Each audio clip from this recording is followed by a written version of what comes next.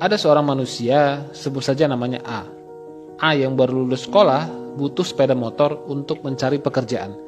Ayahnya yang seorang buruh pabrik memberikan motor bekasnya yang masih bagus untuk dipakai A mencari pekerjaan. Di sini A masih sangat murni, masih bebas dari utang dan cicilan. Setelah diterima kerja, motor ayahnya dijual untuk dijadikan DP membeli motor baru dengan cicilan 5 tahun. Tujuannya agar terlihat lebih keren karena A sudah punya pekerjaan.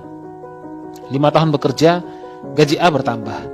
Kemudian motornya dijual untuk dipakai DP mobil baru dengan cicilan 5 tahun, tujuannya agar terlihat keren.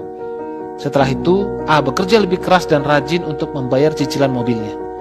10 tahun bekerja, akhirnya A menikah dan memiliki anak. Kemudian A meminjam uang dari kantor untuk dipakai DP rumah dengan cicilan 25 tahun, agar terlihat mapan secara finansial. Setelah itu, A bekerja makin keras dan lembur sampai tengah malam setiap harinya untuk membayar cicilan rumah dan membeli perabot untuk mengisi rumahnya yang kosong.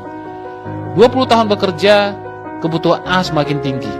Anaknya yang sudah dewasa butuh kendaraan untuk kuliah dan akhirnya A meminjam lagi dari kantor untuk membeli mobil untuk anaknya dan membayar dengan sistem cicilan. Setelah 30 tahun bekerja keras, semua cicilannya belum juga lunas. Akhirnya A tetap bekerja keras untuk membayar cicilannya dan tanpa disadari usianya sudah 60 tahun saat itu. A sudah ingin pensiun untuk menikmati hidup di masa tua, tapi A tidak bisa melakukannya karena cicilannya masih banyak. Kemudian A meninggal dan utang cicilannya diwariskan pada anak-anaknya. Sampai di sini coba renungkan.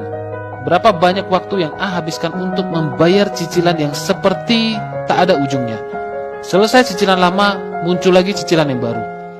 Begitulah manusia. Lahir di dunia ini tak pernah menyadari untuk tujuan apa sebenarnya Tuhan menciptakan dia hidup di dunia ini.